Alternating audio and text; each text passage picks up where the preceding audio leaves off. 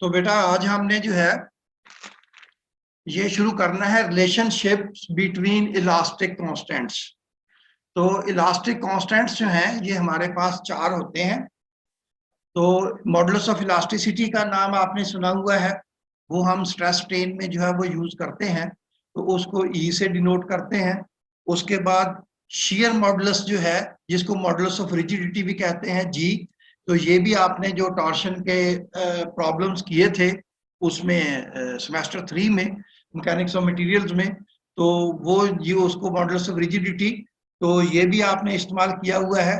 Bulk modulus जो है ये शायद आपने इस्तेमाल ना किया हो, इसको के से डिनोट करते हैं।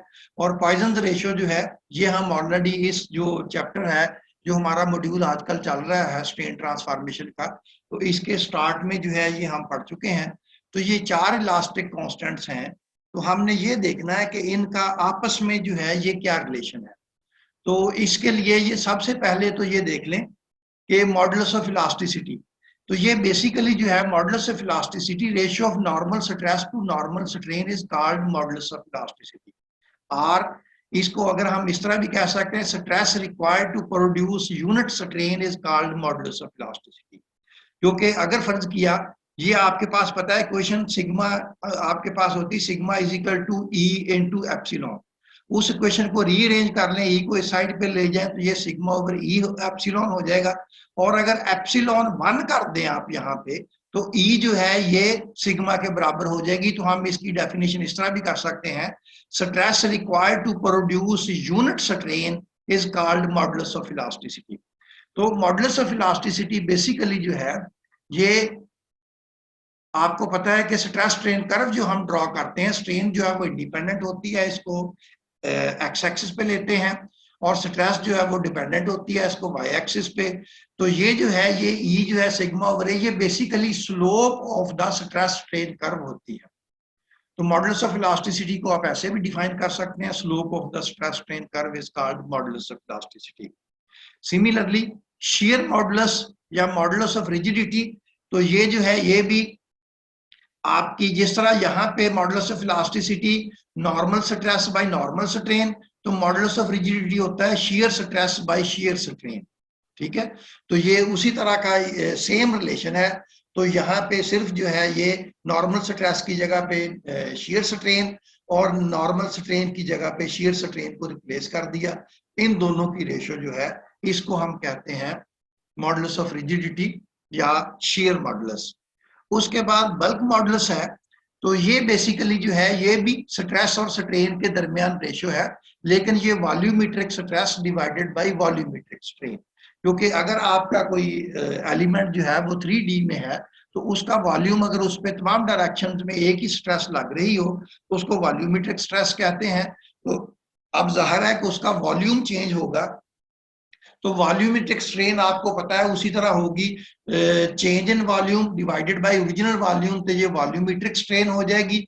तो वॉल्यूमेट्रिक स्ट्रेस और वॉल्यूमेट्रिक स्ट्रेन का जो रेशियो है इसको कहते हैं बल्क मॉडुलस।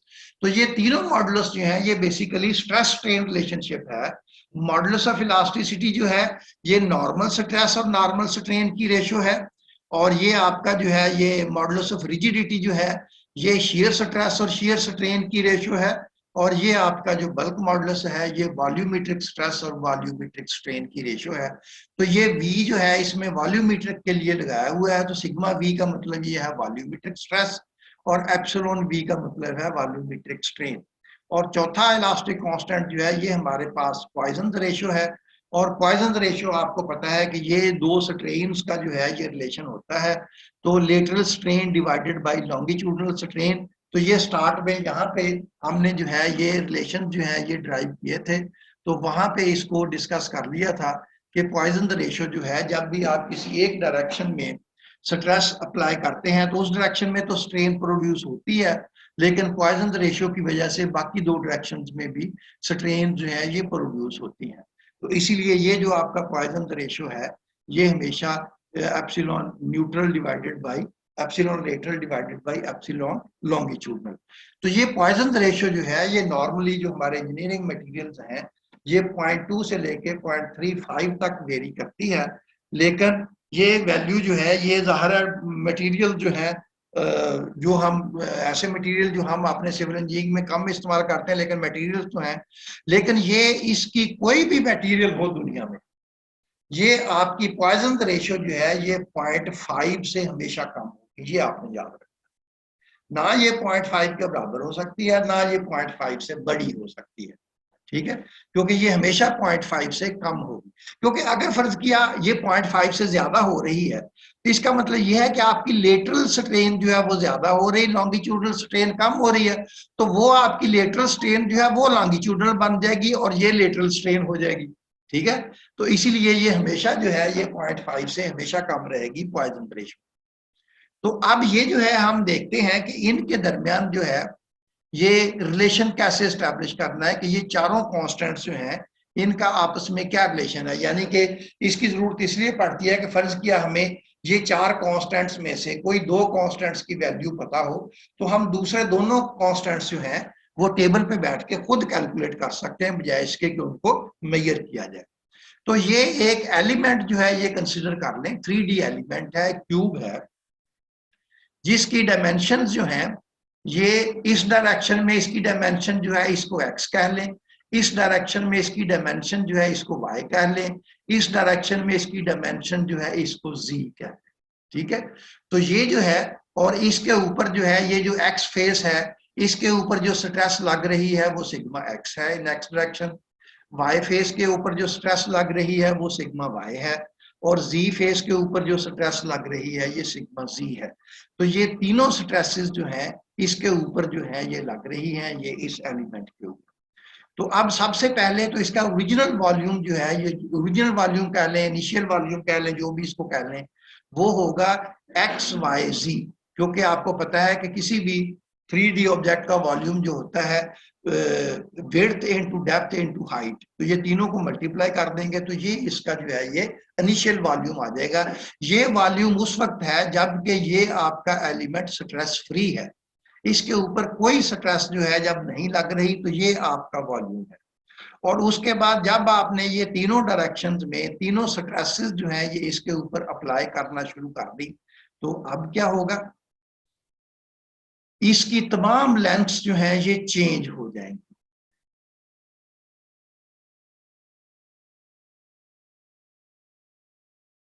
ठीक हो गया। तो इसकी हर लेंथ जो है, ये फॉर एग्जांपल ये x है, तो ये थोड़ी सी इंक्रीज हो जाएगी, तो नई लेंथ जो इसकी बनेगी इसको कह लें x plus D x. Similarly ये जो y डायमेंशन है ये y प्लस डी वाई हो जाएगी, और ये जो इसकी z डायमेंशन है ये z प्लस डी जी हो जाएगी। तो आपका फाइनल वॉल्यूम जो है वो हो जाएगा x plus D X multiplied by Y plus D Y multiplied by z plus D C. जिस तरह ये एक्स वाई जी तीनों डायमेंशन को मल्टीप्लाई करें तो वॉल्यूम बन जाएगा, आप तीनों नई डायमेंशन जो है उनको मल्टीप्लाई करें तो ये आपका फाइनल वॉल्यूम जो है ये बन जाएगा। तो वी एफ कैलकुलेट कर लें, इन तीनों को जो है ये ओपन कर लें मल्टीप्लाई करके, तो ये आपके पास आ जाएगा एक्स वाई जी, इसी तरह X Z D D Y Z Y D X. तो ये सारा जो है ये आपके पास, इसको ओपन करके तो ये आपके पास जो है ये 6 टर्म्स जो है ये आ जाएंगे।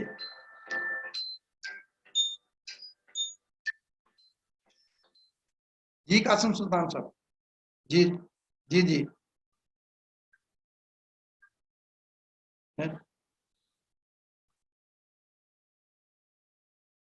अच्छा, आप कह रहे थे कि स्ट्रेन गेजेस, आप कह रहे थे स्ट्रेन गेजेस हैं आपके पास।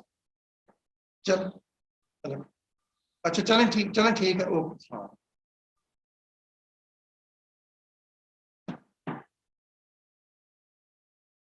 तो ये जो है ये आपके पास इसकी ये 8 टर्म्स जो हैं ये आ गई। अब इसमें से सिंप्लीफिकेशन हमने ये करनी है, आपको पता है कि कोई भी आपकी टर्म जो है, कोई भी आपकी वैल्यू जो है वो बहुत ही कम हो तो उसके स्क्वायर और हायर ऑर्डर्स जो हैं उनको हम निगलेक्ट कर देते हैं। तो ये डी एक्स डी वाई और डी जी जो है ये चूंकि बहुत ही स्मॉल क्वांटिटीज हैं, तो इनके ये जो दो क्वांटिटीज का मल्टीपल और ये 3 स्मॉल क्वांटिटीज का मल्टीपल, इन सारों को हम निगलेक्ट कर दें तो ये आपके पास टर्म्स जो हैं ये वैनिश हो जाएंगी, और आपके पास जो है ये फाइनल वॉल्यूम जो है ये इसके बराबर बाकी रह जाएगा। अब आपके पास चेंज इन वॉल्यूम क्या होता है? Final volume minus initial volume. अगर आप फाइनल वॉल्यूम में से इनिशियल वॉल्यूम निगेट कर देंगे तो ये आपके पास चेंज इन वॉल्यूम आ जाएगा। तो यहां से लेके यहां तक आपके पास फाइनल वॉल्यूम है ये वैल्यू, और इनिशियल वॉल्यूम हम देख चुके हैं एक्स वाई जी। इसको इसमें से निगेट कर देंगे, ये टर्म कैंसिल आउट हो जाएगी। तो आपके पास चेंज इन वॉल्यूम जो है ये x Z D Y, Z Y D x और एक्स वाई डी जी इसके बराबर रह जाएगा। तो अगर आपने वॉल्यूमेट्रिक स्ट्रेन फाइंड आउट करनी है तो आपको पता है कि आप चेंज इन वॉल्यूम को ओरिजिनल वॉल्यूम जो है या इनिशियल वॉल्यूम जो है इससे डिवाइड कर देंगे तो ये आपके पास वॉल्यूमेट्रिक स्ट्रेन आ जाएगी।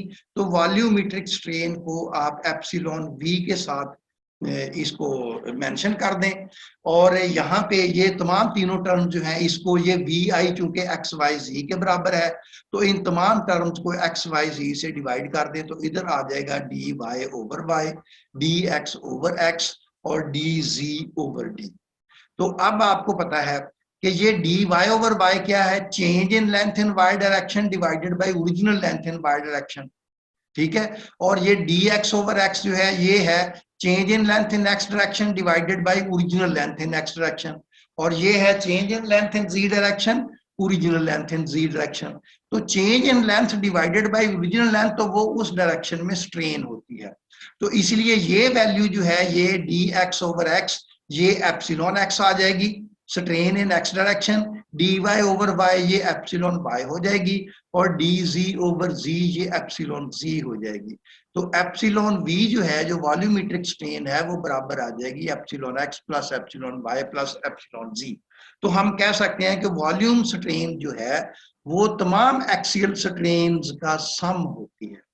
तो अगर हमने वॉल्यूमेट्रिक स्ट्रेन फाइंड आउट करनी है तो तमाम एक्सियल स्ट्रेन जो हैं ये फाइंड आउट कर लें।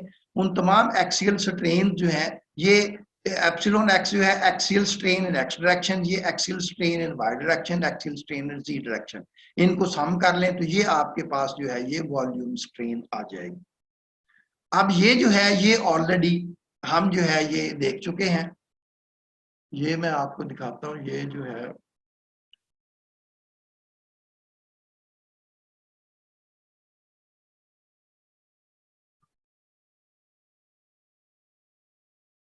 ये जो स्टार्ट में यहां से ये हमने ये मॉड्यूल शुरू किया था तो ये आपको बताया था कि अगर सिर्फ एक ये पॉइजन रेशियो जो है अगर आप एप्सिलॉन एक्स जो है तो सिग्मा एक्स एक डायरेक्शन में स्ट्रेस आप अप्लाई करेंगे तो स्ट्रेन तीनों डायरेक्शंस में प्रोड्यूस होगी। तो अगर तीनों डायरेक्शंस में तीनों स्ट्रेसेस अप्लाई होंगी तो ये एप्सिलॉन एक्स और ये एप्सिलॉन तो आप जमा कर लें तो ये एप्सिलॉन एक्स जो है ये इसके बराबर था, एप्सिलॉन वाई इसके बराबर था, एप्सिलॉन जी इसके बराबर था। तो ये जो है ये वही इक्वेशंस हैं। इसमें सिंपली मैंने ये किया है कि इन इक्वेशंस में से 1/e जो है उसको भी बाहर निकाल लिया और कुछ भी नहीं किया। तो epsilon X will be equal to, तो ये 4 नंबर इक्वेशन जो है ये आ गई, 5 नंबर इक्वेशन ये आ गई, 6 नंबर इक्वेशन ये आ गई। इनको हम ऑलरेडी जो है वो देख चुके हैं। तो epsilon X will be equal to 1/e sigma X minus nu sigma Y plus sigma Z. Similarly epsilon Y will be equal to 1/e sigma Y minus nu sigma X sigma Z, और 1 epsilon Z will be 1/e sigma Z minus nu sigma X over sigma X plus sigma Y. अब ये जो हमने equation drive की है volumetric strain की, जी कोई नहीं बेटा, नहीं है तो मैं कर लूंगा। तो ये है नहीं मेरे पास है, मेरे पास जो है वो छोटी है। ये स्ट्रेन गेजेस जो है ना ये है कंप्रेशन वाली, ठीक है। तो ये मेरी अपनी है। तो ये इलेक्ट्रिकल रेजिस्टेंस तो वो जो टेंशन वाली है वो बड़ी होती है, ज्यादा बेहतर नजर आ जाएगी। ये जो है ना वो लगी हुई है बीम के ऊपर, हाँ बीम के ऊपर लगी है। मैं शायद किसी से पूछा था, उन्होंने कहा जी हमारे पास ये मौजूद है। तो ये चलें ठीक है बेटा, ओके। तो ये जो है ये हमारे पास वॉल्यूमेट्रिक स्ट्रेन जो है ये बराबर है तीनों एक्सियल स्ट्रेन्स का सम। तो अब यहां से ये हमने देखा प्रीवियस नॉलेज से कि एप्सिलॉन एक्स जो है ये इसके बराबर है, एप्सिलॉन वाई जो है ये इसके बराबर है, एप्सिलॉन जी जो है ये इसके बराबर है। अब ये एप्सिलॉन एक्स, एप्सिलॉन वाई और एप्सिलॉन जी इन तीनों के जो वैल्यूज हैं वो इस वॉल्यूमेट्रिक स्ट्रेन इक्वेशंस के अंदर सब्स्टिट्यूट कर देते हैं। एप्सिलॉन एक्स की जगह ये वैल्यू पुटअप कर देते हैं, एप्सिलॉन वाई की जगह ये वैल्यू पुटअप कर देते हैं, एप्सिलॉन जी की जगह ये वैल्यू पुटअप कर देते हैं। तो अब ये जो है ये आपके पास वॉल्यूमेट्रिक स्ट्रेन की इक्वेशन जो है ये आ जाएगी।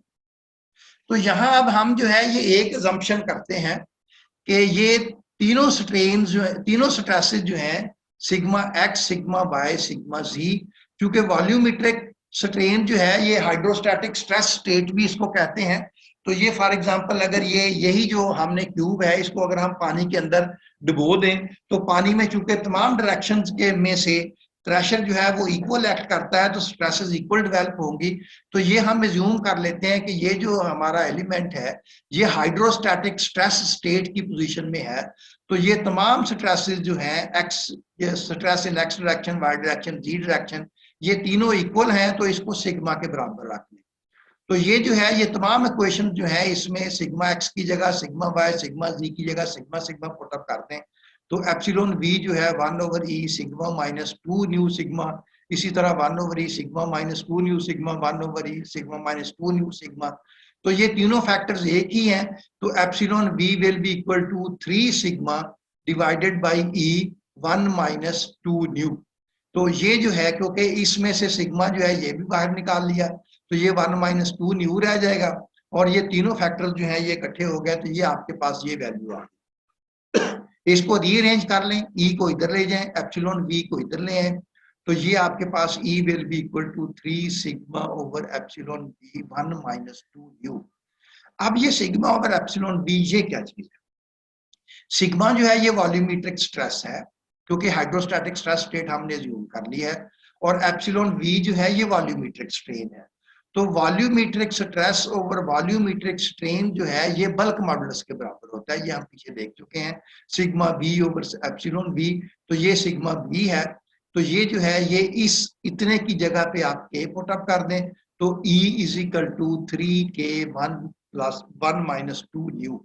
तो ये एक रिलेशन हमारे पास आ गया जिसमें ये तीन जो है इलास्टिक कांस्टेंट्स जो है ये आपस में रिलेट कर रहे हैं, modulus of elasticity, bulk modulus और पॉइजन रेशियो। तो इन तीनों में से कोई दो हमें मालूम हो तो हम तीसरी जो है ये फाइंड आउट कर सकते हैं। तो ये असम्पशन जो है इसकी डेरिवेशन में, इस इक्वेशन की डेरिवेशन में इस्तेमाल की गई हैं।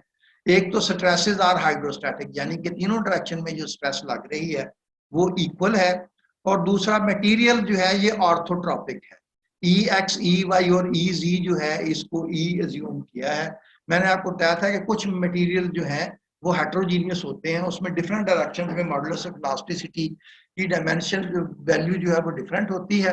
तो लेकिन यहाँ पे जो है ये वैल्यू ऑफ इलास्टिसिटी जो है ये मॉडुलस ऑफ इलास्टिसिटी तीनों डायरेक्शन में सेम है और हुक्स लॉ एप्लीकेबल, क्योंकि हुक्स लॉ जो है ये इलास्टिक रेंज के हम अंदर रहते हैं तो वहां पे अगर स्ट्रेस स्ट्रेन के प्रोपोर्शनल है तो हुक्स लॉ जो है ये एप्लीकेबल होगा। और हायर ऑर्डर टर्म जो है निगलेक्टेड, तो हायर ऑर्डर टर्म जो है ये हमने निगलेक्ट कर दी है। तो एक तो ये हमारे पास जो है ये मॉडुलस ऑफ इलास्टिक, ये तीनों इलास्टिक कांस्टेंट्स जो है इनके दरमियान एक इक्वेशन हमारे पास ये बन गई। तो अभी इसमें जी नहीं आया, अब हम जी जो आपका शेयर मॉडुलस है उसको भी देखते हैं कि उसका क्या रिलेशन है। तो ये 10 मिनट के बाद जो है ये एक दफा ऑफ हो जाएगा। तो ये आपको पता है कि उसी रिलेशन को, उसी लिंक को दोबारा क्लिक करके तो हम इसको जो है वो वहीं से रिज्यूम कर लेंगे। यहाँ पे ये हमारा जो है ये सेशन जो है ये एक्सपायर होगा।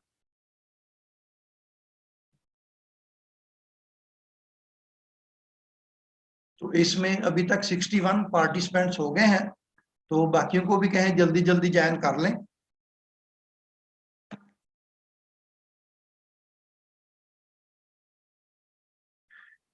तो अब ये जो है एक एलिमेंट अज्यूम करें जिसके ऊपर सिर्फ shear स्ट्रेस लग रही हो, ठीक है, टॉ एक्स वाई। तो आपको पता है कि इस एलिमेंट का जो है ये मोहर सर्कल जो है ये कैसे ड्रॉ करते हैं। तो ये आपको पता है कि इसके जो ये प्लेन है इसके कोऑर्डिनेट्स हो जाएंगे, क्योंकि नॉर्मल स्ट्रेस 0 है, 0 टॉ एक्स वाई और ये बी एलिमेंट जो है ये चूंकि आपका वर्टिकल कपल जो है ये काउंटर क्लॉकवाइज है, मोर सर्कल पे जाके ये नेगेटिव हो जाएगी। तो बी के कोऑर्डिनेट्स होंगे 0 माइनस टॉ एक्स वाई, सेंटर 0 0 होगा क्योंकि नॉर्मल स्ट्रेसेस जो है वो कोई नहीं लग रही, रेडियस जो है वो टॉ एक्स वाई के बराबर होगा। तो यहाँ से आप इसको जो है ये सर्कल, ये बी एक पॉइंट है, ये बी पॉइंट है, ये आपके पास सर्कल आ जाएगा। और यहां से आप देखें कि ये सिग्मा 1 की वैल्यू जो है ये चूंकि टॉ एक्स वाई रेडियस के बराबर है तो ये भी रेडियस के बराबर होगा। तो सिग्मा 1 की वैल्यू भी टॉ एक्स वाई के बराबर है, सिग्मा 2 की वैल्यू जो है ये माइनस टॉ एक्स वाई के बराबर है।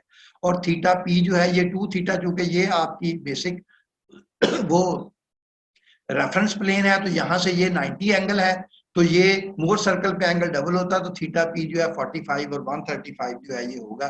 तो ये आपका जो है ये मोर सर्कल जो है ये ड्रॉ हो गया। अब यहां से ये जो आपका एलिमेंट जिसपे सिर्फ ये प्रिंसिपल स्ट्रेसेस लग रही होंगी तो वो एलिमेंट जो है वो ड्रॉ कर लें। तो ये हमने देखा कि ये जो है ये सिग्मा 2 माइनस है, सिग्मा 1 जो है ये प्लस है। तो सिग्मा 1 जो है ये प्लस लग रही है, सिग्मा 2 माइनस लग रही है, ये 45 एंगल है। तो ये एलिमेंट है सब्जेक्टेड टू प्रिंसिपल स्ट्रेसेस और इसकी डिफॉर्म्ड शेप जो है ये हो जाएगी। इधर से ये एलिमेंट जो है ये कंप्रेस हो जाएगा, इस डायरेक्शन में इलोंगेट हो जाएगा, तो ये एलिमेंट की डिफॉर्म्ड शेप हो जाएगी। अब ये क्वेश्चन जो है epsilon 1 is equal to 1 over E sigma 1 minus nu sigma 2।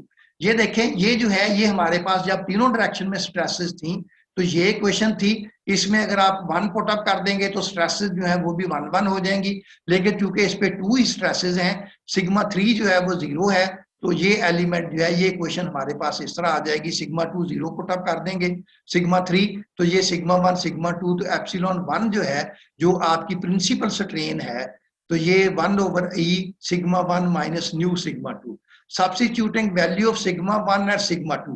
तो ये जो है ये हम देख चुके हैं, सिग्मा 1 जो है ये टॉ एक्स वाई के बराबर है, सिग्मा 2 माइनस टॉ एक्स वाई के बराबर है।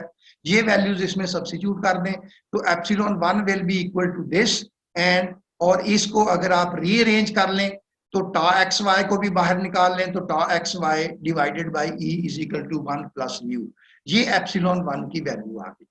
और ये हमें पता है कि एप्सिलॉन थीटा जो है ये जो आपकी नॉर्मल स्ट्रेन ट्रांसफॉर्मेशन इक्वेशन है ये इसके बराबर है।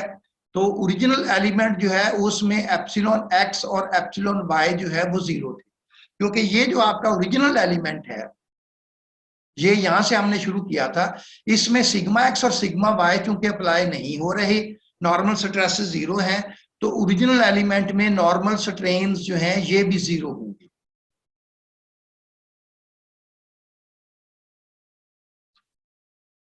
इसमें तो इसमें नॉर्मल स्ट्रेन जो है 0 होंगी, तो epsilon X epsilon Y 0 put up कर दें तो एप्सिलॉन थीटा जो है gamma X Y 2 into sine 2 theta. तो अब अगर हमने प्रिंसिपल स्ट्रेस मालूम करनी है तो इसको अगर थीटा को 45 पुट अप कर देंगे तो आपको पता है 45 प्लेन जो है वो प्रिंसिपल प्लेन बन जाएगी। थीटा पी हम 45 फाइंड आउट कर चुके हैं, इसको 45 पुट अप कर देंगे तो ये प्रिंसिपल स्ट्रेन बन जाएगी, तो ये एप्सिलॉन 1 हो जाएगी और ये 90 ये 1 हो जाएगा, तो ये एप्सिलॉन 1 जो है ये आपके पास आ जाएगा गैमा एक्स वाई 2। तो अब ये जो है ये कंपेयर कर ले इनको, एप्सिलॉन 1 जो है ये टॉ एक्स वाई ई 1 प्लस न्यू है और एप्सिलॉन 1 जो है ये गैमा एक्स वाई 2 के भी बराबर है। इन दोनों क्योंकि ये भी एप्सिलॉन 1 के बराबर है, ये भी एप्सिलॉन 1 के बराबर है, तो ये दोनों आपस में बराबर होंगी, तो इन दोनों को आपस में बराबर रख लें, ये और ये। तो ये जब इन दोनों को आपस में बराबर रखेंगे, इनको रीअरेंज कर लें, इसको इधर शिफ्ट कर दें, 2 इधर आ जाएगा, गैमा एक्स वाई इधर आ जाएगा, तो E will be equal to 2 tau X Y gamma X Y 1 plus nu. अब tau X Y over gamma X Y ये क्या चीज है, ये शेयर स्ट्रेन है, सॉरी ये शेयर स्ट्रेस है डिवाइडेड बाय शेयर स्ट्रेन। तो शेयर स्ट्रेस और शेयर स्ट्रेन जो है इसकी रेशियो जो है ये मॉडुलस ऑफ रिजिडिटी या शेयर मॉडुलस के बराबर होती है। इसको जी के बराबर पुट अप कर दे तो E is equal to 2g 1 plus nu. तो एक ई जो है ये 2g 1 प्लस न्यू के बराबर है, और यहाँ पे हम डिराइव कर चुके हैं ये रिलेशन जो है ये पीछे, ई जो है ये 3k 1 माइनस 2 न्यू के बराबर है, तो ये रिलेशन जो है ये भी ई के बराबर है। और ये वैल्यू जो है ये भी ई के बराबर है, तो ये दोनों वैल्यूज जो है ये आपस में भी बराबर होंगी। तो E is equal to 2g 1 plus nu is equal to 3k1 minus 2 nu. तो ये उसी तरह का फार्मूला है। तो ये जो है ये चारों आपके इलास्टिक कांस्टेंट्स जो हैं इस फार्मूले में मौजूद हैं। तो कोई दो हमें पता हो तो हम बाकी दो जो है ये कैलकुलेट कर सकते हैं। तो इसमें ये भी बेसिकली जो है ये 3 इक्वेशंस का मजमूआ है। एक इक्वेशन जो है ये है, दूसरी इक्वेशन जो है वो ये है, और तीसरी इक्वेशन जो है वो ये है। तो इन तीनों में से कोई भी जो हमें इक्वेशन जो है वो रिक्वायर्ड होगी तो वो हम अपने जो है उसमें इस्तेमाल कर लेंगे। तो ये जो है ये जो था रिलेशन बिटवीन इलास्टिक कांस्टेंट्स। तो अब हम इसका जो है ये एक प्रॉब्लम जो है ये एंड वाला जो हमने छोड़ा हुआ था वो हम कर लेते हैं।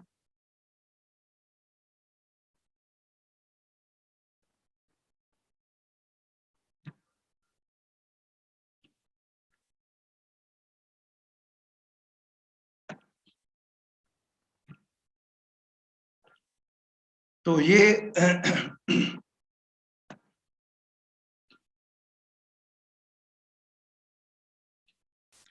let me start this problem.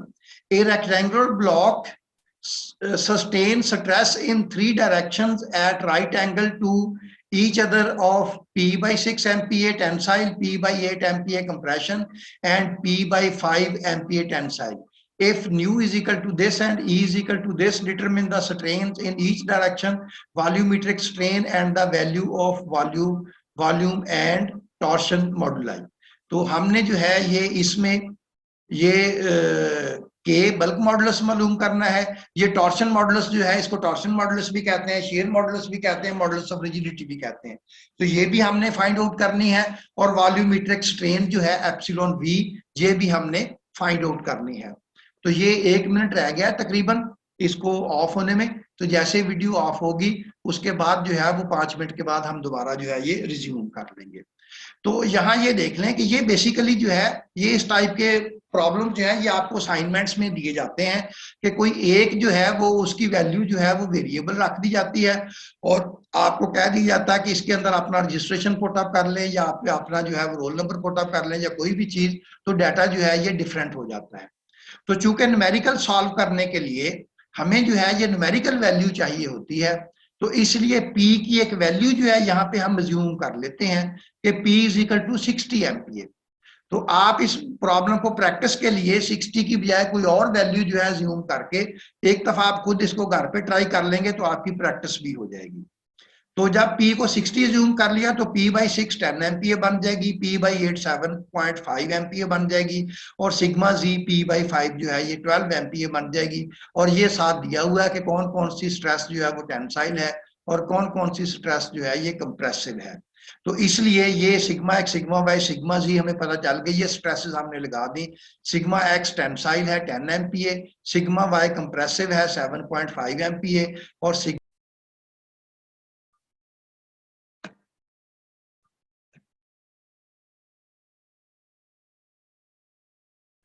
तो बेटा ये जो है अब हम प्रॉब्लम पे आ जाते हैं।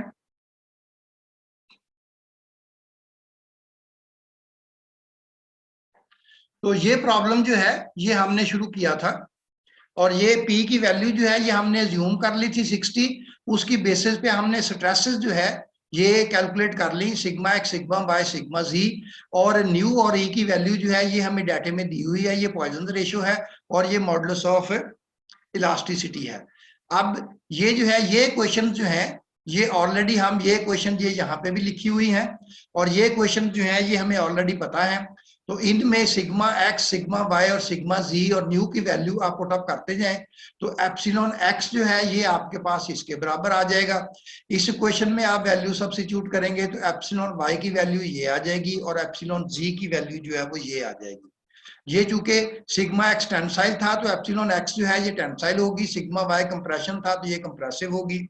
इस तरह सिग्मा जी की वैल्यू जो है ये तीनों वैल्यू जब हमने कैलकुलेट कर ली तो आपको पता है कि जो वॉल्यूमेट्रिक स्ट्रेन है वो बराबर होती है सम ऑफ एक्सियल स्ट्रेन्स। तो ये तीनों स्ट्रेन जो है इसका अलजेब्रिक सम ले लें तो ये आपके पास जो है ये वॉल्यूमेट्रिक स्ट्रेन आ जाएगी। और ये आपको पता है कि रिलेशनशिप बिटवीन इलास्टिक कांस्टेंट्स जो है ये होता है E is equal to 2G1 plus nu is equal to 3K1 minus 2 new.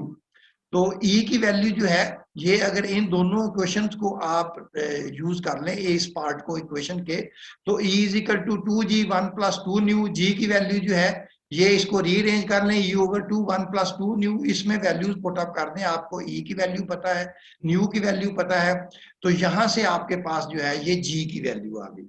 उसके बाद हमने K की वैल्यू कैलकुलेट करनी है, तो ये आपके पास जो रिलेशन है इसमें इसको इसके बराबर इक्वेट कर दें, तो ये रिलेशन हमारे पास ये आ जाएगा।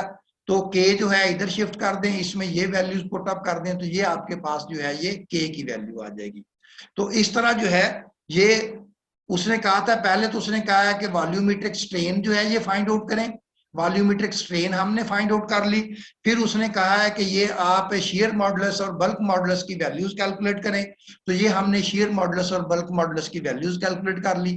तो इस तरह हम जो है ये इलास्टिक कांस्टेंट्स में से अगर हमें कोई से दो पता हो तो बाकी दो जो है ये हम कैलकुलेट कर सकते हैं। तो ये हमने इलास्टिक कांस्टेंट्स के दरमियान रिलेशन जो है इसको हमने आज डिराइव भी कर लिया है और इसको जो है ये यूज भी कर लिया है। तो यहां तक अगर कोई चीज ना समझाई हो तो पूछ लें, नहीं तो बेटा अब मैं जो है ये नेक्स्ट मॉड्यूल जो है उस पर शिफ्ट होने लगा हूं, वो है स्ट्रेन मेजरमेंट्स। तो अभी मैं थोड़ी देर के लिए आपको जो है ये अनम्यूट कर लेता हूं, तो अगर आपका कोई क्वेश्चन हो तो बेटा ये बता दें, हेलो, नहीं तो नया मॉड्यूल जो है ये शुरू करते हैं।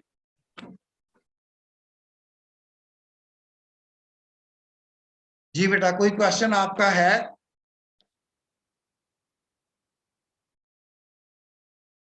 अगर नहीं है तो फिर आगे जो है मैं नेक्स्ट मॉड्यूल जो है ये शुरू करने लगा हूं।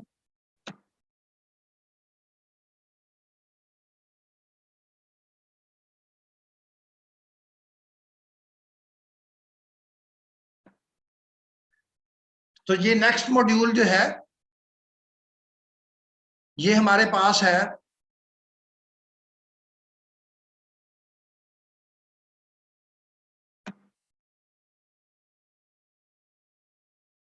Strain measurements and strain rosettes.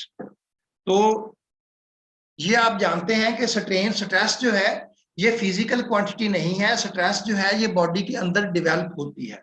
Strain जो है ये फिजिकल क्वांटिटी है, इसको आप देख भी सकते हैं और इसको आप मेजर भी कर सकते हैं। तो यहां तक देखने का तो अलग है। तो ये जो हमारा स्टील वगैरह है उसमें तो चेंज इन लेंथ आपको नजर नहीं आती, लेकिन अगर आपके पास कोई रबर का बैंड हो और उसको आप एक्सटेंड करें, खींचें, तो वो रबर का बैंड जो है वो आपको नजर आएगा कि उसकी जो डायमेंशन जो है वो चेंज हो गई है, उसकी लेंथ जो है वो इंक्रीज हो गई है। तो ये स्ट्रेन जो है ये बेसिकली वो जो इंक्रीज इन लेंथ को आप ओरिजिनल लेंथ से डिवाइड कर देंगे तो वो स्ट्रेन बन जाएगी। तो स्ट्रेन फिजिकल क्वांटिटी है, स्ट्रेन आपको नजर भी आती है, स्ट्रेन मेजर भी की जा सकती है। स्ट्रेसेस जो हैं ये फिजिकल क्वांटिटीज नहीं है, ये मटेरियल के अंदर डेवलप होती हैं और इसको हम डायरेक्टली मेजर नहीं कर सकते। तो स्ट्रेन्स मेजर करते हैं, तो स्ट्रेन्स मेजर करने के बाद फिर स्ट्रेसेस जो है ये कैलकुलेट करते हैं। तो अब स्ट्रेन्स को मेजर करने के लिए जो हमारे पास जो जो चीजें इस्तेमाल होती हैं उनको कहते हैं स्ट्रेन गेजेस। तो स्ट्रेन गेजेस जो हैं ये नॉर्मली दो किस्म की होती हैं।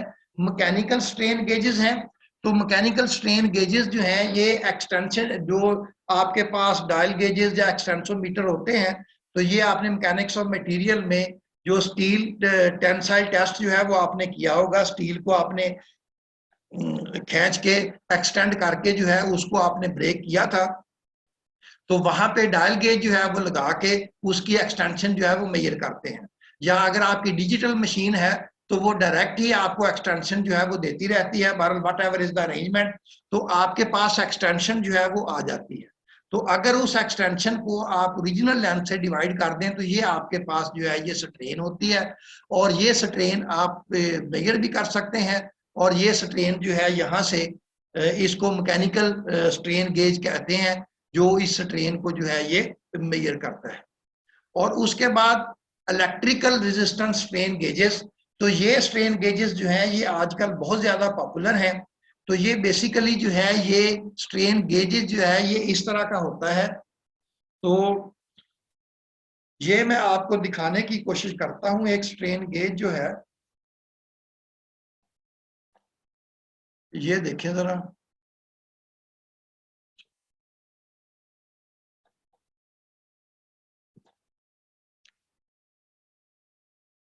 ये इसको दोबारा देखें।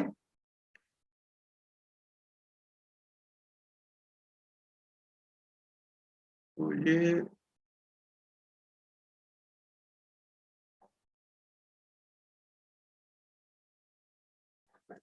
मैं देखूं अगर कोई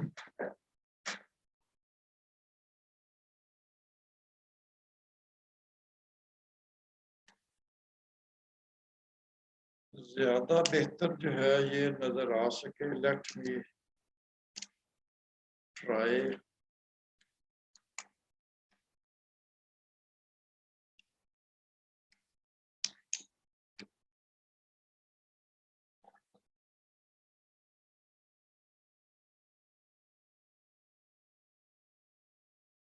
ये देखें, अब इसकी फोकसिंग जो है ये इतनी अच्छी नहीं है। तो ये बेसिकली जो है ये इसके पीछे ये वायर्स हैं, आगे जो है ये स्ट्रेन गेज है। बाकी इसको मैं अभी आपको जो है ये दिखाता हूं।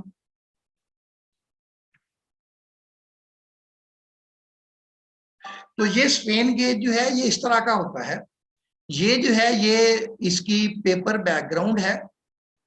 इसके ऊपर ये बहुत ही बारीक जो है, इतनी थिन बारीक ये होती हैं वायर्स, कि ये जो है ये अभी मैंने आपको कैमरे में दिखाने की कोशिश की है, लेकिन वो सही तरह जो है वो नजर नहीं आ रही थी। तो ये जो है ये वायर्स होती हैं, और ये वायर जो है इसको ग्रिड और फिलामेंट भी कहते हैं। और ये वायर जो है ये इस पेपर बैग से बाहर निकली होती है, इसको टर्मिनल्स कहते हैं। और ये टर्मिनल जो है ये आगे किसी बैटरी के साथ या किसी स्ट्रेन मीटर के साथ जो है ये जुड़े होते हैं। तो ये स्ट्रेन गेज के बेसिकली तीन ही कंपोनेंट्स हैं। एक ये पेपर बैकग्राउंड है, उसके बाद ये फिलामेंट है, ये बहुत ही बारीक जो है ये वायर होती है, और ये जो है ये टर्मिनल्स हैं।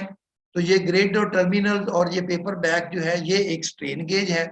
अब इसको मैं थोड़ा आपको जो है ये बताता हूँ कि ये स्ट्रेन गेज जो है ये होती क्या है और ये काम कैसे करती है।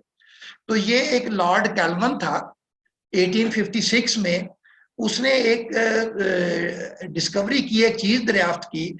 उसने कहा कि अगर हम किसी भी चीज का, या ये जो आपका कंडक्टर है उसका area of cross section change करें या उसकी लेंथ आप चेंज करें, उसकी रेजिस्टेंस जो है वो चेंज हो जाती है। ठीक है, तो ये चीज उसने noted that when length of a conductor is changed its resistance is also changed. ये उसने नोट किया 1856 में। लेकिन आप देखें कि इसके तकरीबन 80 साल के बाद इसने ये कर ली।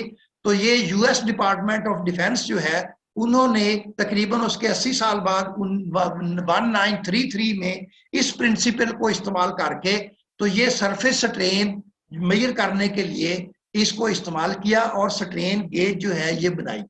अब इसका वर्किंग प्रिंसिपल क्या है? तो ये आपको पता है कि ये जो है ये रेजिस्टेंस ऑफ किसी भी रेजिस्टर की बराबर होती है। इसको कहते हैं स्पेसिफिक रेजिस्टिविटी रो। ये लेंथ ऑफ द कंडक्टर है, ये एरिया ऑफ द कंडक्टर है। तो इसमें अगर ये दोनों चीजें जो हैं ये कांस्टेंट हों तो ये रेजिस्टेंस जो है it is directly proportional to length. तो अगर आपकी लेंथ चेंज होगी तो ये आर चेंज होगी। तो इसका मतलब ये है कि अगर लेंथ जो है वो डेल्टा एल हो जाएगी, डेल्टा एल चेंज होगी, तो आपकी रेजिस्टेंस जो है वो भी डेल्टा आर चेंज होगी। तो hence change in resistance is proportional to the change in length. तो चेंज इन रेजिस्टेंस जो है वो उसके प्रोपोर्शनल होगी। तो अगर आप ये चेंज इन रेजिस्टेंस जो है ये मेजर कर लें तो हम चेंज इन रेजिस्टेंस को चेंज इन लेंथ में चेंज कर सकते हैं। तो अगर हमें किसी तरीके से चेंज इन लेंथ पता चल जाए, उसको ओरिजिनल लेंथ से डिवाइड कर दे, तो हमें स्ट्रेन का पता चल जाएगा। तो ये इसका बेसिक प्रिंसिपल है। अब सबसे पहले तो ये देख लें कि ये स्ट्रेन गेज जो है इसके एडवांटेजेस क्या है। तो एडवांटेजेस ये 6 एडवांटेजेस मैंने यहाँ लिस्ट किए, आप पढ़ भी लीजिएगा। We can use strain gauges after cementing them to the structural component, we can use them for a longer period. तो इसमें ये स्ट्रेन गेज जो है किसी भी सरफेस के ऊपर आप लगा दें, उसके बाद ये स्ट्रेन गेज जो है ये आप एक लॉन्गर पीरियड तक इस्तेमाल कर सकते हैं। जब भी आपने स्ट्रेन मेजर करनी हो, टर्मिनल के आगे जो है वो स्ट्रेन मीटर लगा दें तो आपको स्ट्रेन जो है वो आ जाएगी। Remote reading is possible. आपने देखा था कि वो जो आपका, अगर आप किसी जो सरिया जो है उसको एक्सटेंड कर रहे हैं तो स्ट्रेन गेज जो है वो मैकेनिकल स्ट्रेन गेज जो है या मैकेनिकल स्ट्रेन मीटर जो है आप उसके ऊपर लगाएंगे तो आपकी वहीं पे स्ट्रेन जो है वो पॉसिबल है उसी प्लेस के ऊपर।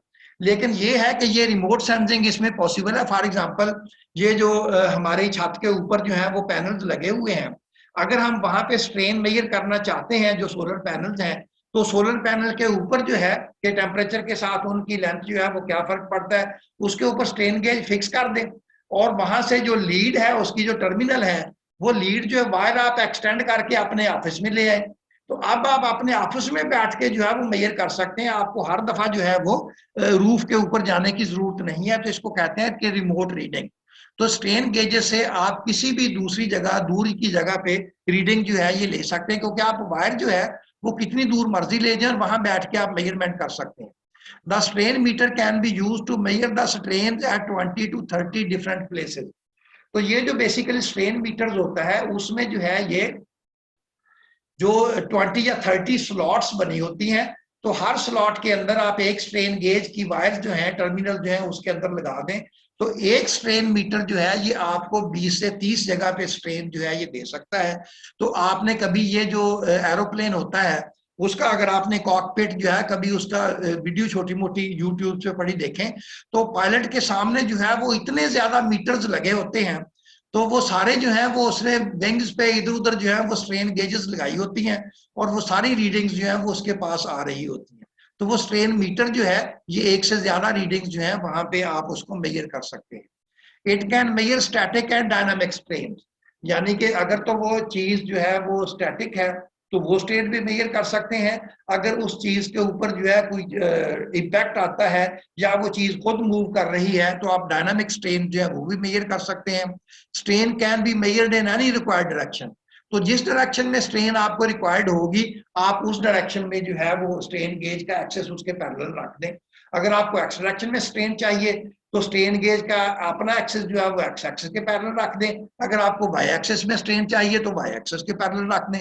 तो किसी भी डायरेक्शन में आप स्ट्रेन मेजर कर सकते हैं। तो micro strain measurement is possible, क्योंकि ये जो है इसकी लीस्ट काउंट जो है वो बहुत ही कम होता है, तो ये इंतहाई स्मॉल स्ट्रेन जो है ये भी मेजर कर सकता है। तो जहां किसी चीज के एडवांटेजेस होते हैं वहां पे उसके जो है ये डिसएडवांटेजेस भी होते हैं। तो डिसएडवांटेजेस ऑफ स्ट्रेन गेजेस देख लें, can not be used immediately after cementing it as curing is needed. तो क्योरिंग बेसिकली ये है कि जब भी आप किसी चीज के ऊपर फिक्स करके अप्लाई करते हैं तो उसको चीज को सख्त होने में, उसको स्ट्रेंथ पकड़ने में कुछ ना कुछ टाइम लगता है। जैसे आप कंक्रीट है तो कंक्रीट को आप आज कास्ट करके तो इमीडिएटली उसके ऊपर लोड नहीं डालते, बल्कि उसकी 14 से 28 दिन तक क्योरिंग करते हैं, उसके बाद उसके ऊपर लोड डालते हैं, तो उसको क्योरिंग पीरियड कहते हैं। तो जब भी आप इस स्ट्रेन गेज को किसी मेंबर के ऊपर पेस्ट करेंगे तो पेस्ट करने के फौरी तौर पे आप उसको इस्तेमाल नहीं कर सकते, उसको कुछ देर लगेगी। वो जो आपका ग्लूइंग मटेरियल है वो जो है वो आहिस्ता आहिस्ता सख्त होगा और ये जो है जब अपना जो है वो पूरी स्ट्रेंथ पकड़ लेगा उसके बाद आप इसको यूज कर सकते हैं। एक तो ये है कि आप इमीडिएटली इस्तेमाल नहीं कर सकते, 2-3 दिन के बाद इसको इस्तेमाल करना पड़ता है। It measures only surface strain, क्योंकि आप इसको बॉडी के अंदर जाके नहीं लगा सकते, बॉडी के ऊपर ही लगा सकते हैं। तो ये सिर्फ सरफेस स्ट्रेन मेजर करेगी, बॉडी के अंदर की स्ट्रेन ये मेजर नहीं करेगी। We can measure strain in the elastic range of strain gauge material. तो जाहिर है कि ये स्ट्रेन गेज का मटेरियल जो है इसकी जो इलास्टिक रेंज है उसके अंदर अंदर आप मेजर करेंगे, क्योंकि जैसे ही आप इलास्टिक रेंज से बाहर चले जाएंगे हुक्स लॉ जो है वो एप्लीकेबल नहीं रहेगा, और हमारे मटेरियल जो है जब हुक्स लॉ उन पे एप्लीकेबल ना रहे उनका जो है वो इनइलास्टिक बिहेवियर जो है वो डिफरेंट होता है। तो आपका जो लेवल है अभी हमने इनइलास्टिक बिहेवियर में नहीं जाना, हमने इलास्टिक बिहेवियर के अंदर अंदर रहना है। It is very much sensitive to change in temperature. तो जाहिर है कि जो चीज जो है ये बहुत ही स्मॉल स्ट्रेन जो है ये मेजर करता है, माइक्रो स्ट्रेन। तो जिस चीज के ऊपर आपने इसको पेस्ट किया हुआ है, तो अगर आप उस पर लोड डालते हैं तो उसकी डायमेंशन चेंज होंगी, लेकिन अगर आपने लोड नहीं भी डाला तो आपका टेम्परेचर चेंज हो गया तो उसकी डायमेंशन फिर भी चेंज हो जाएंगी। जैसे मैंने आपको बताया कि अगर आप जो है, जो हमारी छत के ऊपर सोलर पैनल लगे हुए हैं, अगर आप उनकी स्ट्रेन मेजर करना चाहें तो सोलर पैनल जो है, जाहिर है सुबह के वक्त टेम्परेचर डिफरेंट होता है और दोपहर के वक्त टेम्परेचर डिफरेंट होता है। तो दोपहर जब ये शदीद गर्मी पड़ रही होगी तो वहां पे उतनी शदीद गर्मी में उसकी लेंथ जो है वो चेंज हो जाएगी। तो ये स्ट्रेन गेज जो है ये आपको बगैर लोड के ही स्ट्रेन जो है वो देना शुरू कर देगा। तो ये टेम्परेचर के साथ बहुत ही सेंसिटिव है और sensitive to change in humidity. तो जब ये आपकी ह्यूमिडिटी चेंज होती है तो उसके साथ भी जो है ये इसकी स्ट्रेंथ जो है, इसकी मेजरमेंट जो है वो चेंज हो सकती हैं। तो ये दोनों सेंसिटिविटी जो है इसकी एक्यूरेसी को जो है वो इफेक्ट करती है। अब ये है कि ये स्ट्रेन गेज जो है इसको बनाते कैसे हैं। तो ये जाहिर है कि ये इंफॉर्मेशन के लिए है, जाहिर है आपने जो है स्ट्रेन गेज बनाना तो नहीं है, ये बनी बनाई मार्केट में मिलती है। लेकिन फॉर एग्जांपल अगर आपको किसी ऐसी फैक्ट्री में जॉब मिल जाती है जहाँ पे स्ट्रेन गेजेस बन रही हैं, तो फिर आपको थोड़ा बहुत इसका नॉलेज होना चाहिए। तो length is normally 2 to 25 millimetre. ये जो है, ये जो ग्रिड लेंथ है, ये नॉर्मली 2 to 25 मिलीमीटर जो है स्ट्रेन गेज की लेंथ होती है। और इसमें ये लेंथ जो है, अगर आपका कंप्रेसिव स्ट्रेन मेजर करने वाला स्ट्रेन गेज है तो उसकी लेंथ छोटी होगी, क्योंकि आपको पता है कंप्रेशन में बकलिंग हो सकती है। और अगर टेंशन वाली है तो उसकी 25 मिलीमीटर यानी कि 1 इंच तक जो है इसकी लेंथ हो सकती है। 2 to 4 millimetre for compressive members और 10 to 25 millimetre for tensile member. तो ये मैंने यहाँ बता दिया है कि कंप्रेसिव मेंबर के लिए स्ट्रेन गेज बहुत छोटा होता है और टेंसाइल के लिए diameter of strain wire is about 0.024 millimetre, 0.025 millimetre. तो यहाँ से आप देख लें कि इसका डायमीटर जो है कितना कम है। इसलिए जब मैं आपको स्ट्रेन जो है, स्ट्रेन गेज दिखाने की कोशिश कर रहा था तो उसके अंदर बारीक बारीक वायर जो है ये आपको नजर नहीं आ रही थी कैमरे में। तो जब हमारा ऑनलाइन सेशन खत्म होंगे तो जब आप क्लास में आएंगे तो इंशाल्लाह मैं आपको एक दफा दोबारा ये स्ट्रेन गेजेस जो है ये दिखाऊंगा। तो आप देखेंगे कि ये इतनी बारीक तार होती है कि ये बड़ी मुश्किल से नजर आती है। तो ये इसका डायमीटर इसके बराबर होता है। तो इसीलिए ये जो है ये बहुत ही सेंसिटिव होती है to change in length. Range of gauge resistance, तो ये इसकी रेजिस्टेंस जो है 60 से लेके 10,000 ओम्स तक इसकी रेजिस्टेंस होती है। और सेफ करंट की रेंज जो है वो 20 to 50 मिली एम्पियर इसमें सेफ करंट जो है वो पास हो सकता है। रेंज ऑफ वोल्टेज जो है वो 35 से 55 तक इसकी वोल्टेज होती है। और मेटल यूज, ये जो जिस मेटल का ये जो वायर बनाई जाती है तो ये कॉपर प्लस निकल अलॉय, इसमें 55% तकरीबन कॉपर होता है, वो कॉपर होता है, 45% जो है ये निकल होता है। एक तो ये अलॉय इस्तेमाल होती है और समटाइम्स निकल, क्रोमियम और आयरन अलॉय जो है ये भी जो है ये इस्तेमाल होती है। तो इन अलॉयज के साथ जो है ये आपका स्ट्रेन गेज जो है ये बनता है। तो these materials are selected due to, तो ये मटेरियल क्यों सिलेक्ट किए जाते हैं? They are very sensitive to change in resistance. तो ये मटेरियल जो है ये चेंज इन रेजिस्टेंस से ज्यादा सेंसिटिव है due to change in length. दूसरा, the elastic limit of the material of strain gauge should be higher as compared to the commonly available construction material. तो ये जो है इनकी इलास्टिक रेंज जो है ये उससे ज्यादा होनी चाहिए। अब इसको यहाँ से समझ लें, फर्ज किया ये जो है ये आपका जो है वो मटेरियल है जो हमने इस्तेमाल करना है कंस्ट्रक्शन में। अब इस मटेरियल की स्ट्रेस स्ट्रेन अगर आप डायग्राम ड्रॉ करें तो ये इसकी स्ट्रेस स्ट्रेन डायग्राम होगी। यहाँ पे जाके मटेरियल जो है ये उसमें से आपकी प्रोपोर्शन लिमिट से बाहर निकल जाएगा, या यूं कह लें कि आपका उसमें से बाहर निकल जाएगा जो आपका हुक्स लॉ की रेंज है। तो अगर तो आपका ये जो है ये स्ट्रेन गेज का मटेरियल होना चाहिए, इसको यहाँ तक हुक्स लॉ जो है ये इसको उसको हुक्स लॉ को कंप्लाई करना चाहिए, हुक्स लॉ को ओबे करना चाहिए। अगर तो आपका स्ट्रेन गेज का मटेरियल जो है वो यहाँ पे इस तरह का होगा तो जाहिर है कि आपका ये मटेरियल जो है अभी तक इलास्टिक रेंज में है और आपकी स्ट्रेन गेज जो है वो इलास्टिक रेंज से निकल जाएगी। तो अब वो आपका जो स्ट्रेन गेज जो है वो चूंकि इलास्टिक रेंज से बाहर निकल गई तो स्ट्रेस स्ट्रेन प्रोपोर्शनल नहीं रहेंगे। तो अब वो आपको जो रीडिंग देगा वो रीडिंग्स जो है वो करेक्ट नहीं होंगी, वो रीडिंग्स जो है वो हमारी हुक्स लॉ को ओबे नहीं करेंगी। तो इसीलिए हम ऐसा मटेरियल सिलेक्ट करते हैं कि आपका मटेरियल जो है, जो कंस्ट्रक्शन मटेरियल है, वो अगर इलास्टिक रेंज से बाहर भी निकल जाए तो ये इलास्टिक रेंज के अंदर रहना चाहिए, ताकि उसको प्रॉपरली जो है ये मेजर करता रहे। इस बेस पे ये मटेरियल जो है ये इस्तेमाल करते हैं। तो ये पीछे आपको बताया था कि ये हम जो है ये स्ट्रेन गेज का मटेरियल वो सिलेक्ट करते हैं जो कि इलास्टिक रेंज जो है उसकी बहुत ज्यादा हो, ताकि मटेरियल जो है ये वो इलास्टिक रेंज के अंदर रहे। अब एक चीज ये जो है ये गेज फैक्टर जो है ये बेसिकली ये आपका क्या है, change in resistance divided by original resistance. तो ये rate of change of resistance है, और ये change in length divided by original length, ये rate of change in length है। इसको बेसिकली ये आप इसको स्ट्रेन भी कहते हैं। तो ये अगर हम इसको, चूंकि ये हमने मालूम करना है स्ट्रेन, इस स्ट्रेन को अगर इधर शिफ्ट कर दे तो गेज फैक्टर यहाँ पे आ जाएगा।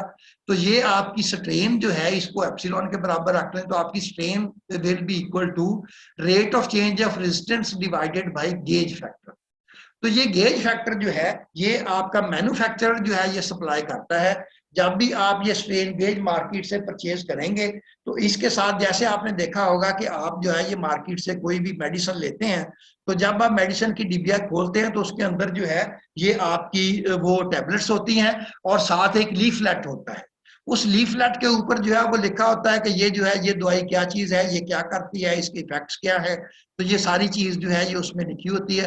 तो ये अभी 10 मिनट्स जो है ये रह गए हैं, तो 10 मिनट के बाद जो है जैसे ही ऑफ होगा तो हम अपना सेशन जो है ये ऑफ कर देंगे। तो ये जो है ये, अब ये जो है ये स्ट्रेन गेज, जो ये गेज फैक्टर जो है, ये जब आप स्ट्रेन गेज जो है परचेज करेंगे तो उसके साथ आपको एक लीफलेट मिलेगा, उसके ऊपर गेज फैक्टर जो है ये लिखा होता है। ये मैन्युफैक्चरर सप्लाई करता है। तो ये गेज फैक्टर जो है ये वहां से आपको मिल जाएगा। ये आप इससे व्हीटस्टोन ब्रिज से ये फैक्टर मालूम करेंगे, कैलकुलेट करेंगे, इसको गेज फैक्टर से डिवाइड करेंगे तो स्ट्रेन आ जाएगी। एक दफा जब आपने स्ट्रेन मेजर कर ली तो फिर वो हमारे पुराने स्ट्रेस स्ट्रेन फार्मूलाज जो हैं ये अप्लाई करके तो हम स्ट्रेसेस भी मालूम कर सकते हैं। और फिर आगे अपना सारा जो है, जब हमें कोऑर्डिनेट स्ट्रेसेस फाइंड आउट हो जाएंगी तो फिर हम ट्रांसफॉर्मेशन फार्मूलाज जो है उस पर अप्लाई कर सकते हैं। तो अब ये स्ट्रेन गेज जो है ये वर्क कैसे करता है, तो ये आपने इलेक्ट्रिसिटी जो है उसमें व्हीटस्टोन ब्रिज सर्किट जो है ये पढ़ा होगा। ये किरचॉफ ने एक जो है ये ड्राइव किया था कि अगर आपका जो है ये फॉर एग्जांपल ये इसको व्हीटस्टोन ब्रिज सर्किट कहते हैं, इस तरह की अरेंजमेंट है, इनके दरमियान गैल्वानोमीटर लगा हुआ है और इसको एक बैटरी के साथ मिलाया हुआ है। तो ये रेजिस्टेंस R1 है, ये R2 है, ये R1, R3, R2, R4। तो ये अगर आपका R1 और R3, R2 और R4 ये अगर दोनों आपकी साइड जो है, अगर आप इन रेजिस्टेंस को इस तरह लगाएं कि ये लेफ्ट हैंड साइड और राइट हैंड साइड बराबर हो जाए, तो आपका ए और बी के दरमियान पोटेंशियल डिफरेंस जो है ये 0 हो जाएगा। तो ये गैल्वानोमीटर के अंदर आपकी करंट जो है ये 0 हो जाएगी। तो अब ये R1 की जगह जो है, अगर आप कोई अपनी एक्टिव स्ट्रेन गेज जो है इस रेजिस्टेंस को हटा के जो आपकी स्ट्रेन गेज जो है उसके टर्मिनल जो है वो ए पॉइंट और इसके दरमियान लगा दें, तो अब करंट जो है वो आपकी इस तरह इन टर्मिनल्स के अंदर से आके, ये टर्मिनल आपने ए और बी पॉइंट पे जोड़ दिए, तो ये जो है ये यहां से करंट जो है इसके अंदर से अब पास होगी। तो अब जब इसके अंदर से पास होगी तो ये इन सारी चीजों को आपने, बाकी रेजिस्टेंस को ये आप एडजस्टेबल रेजिस्टेंस एडजस्ट कर लिया, तो यहाँ पे जो है ये आपकी वैल्यू यहाँ जब करंट की 0 हो गई तो अब आपका ये जो किरचॉफ्स लॉ जो है ये इसके ऊपर अप्लाई हो गया। तो अब आपने जब लोड आप इस पे डालेंगे तो ये जो आपकी जो स्ट्रेन गेज है, जब उसकी ज़ाहिर है लोड डालेंगे तो इसकी लेंथ चेंज होगी, लेंथ चेंज होगी तो इसकी रेजिस्टेंस चेंज होगी, तो R1 जो है ये चेंज हो जाएगी।